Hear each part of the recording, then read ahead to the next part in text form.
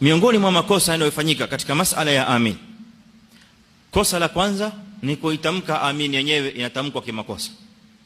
Inda baadhi الناس, kwa baadhi ya watu wanaitamka amin kwa tashdid almim.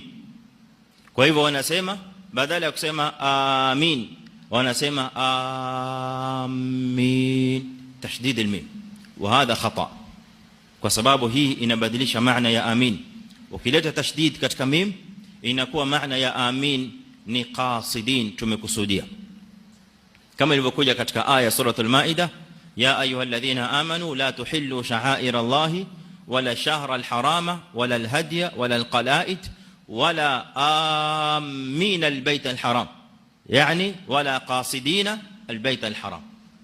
Kwa hivyo unaposema katika swala au kiasi watu wanasema amin, wao wamekosa.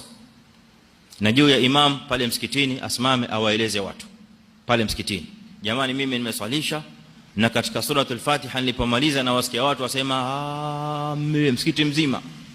Kwa hivyo hiyo ni makosa. Sawa yake ni watu waseme amin bila ya kushika mim, bila kuleta tashdid katika mim, kwa sababu inageuza maana. Kosa lingine la pili linatokea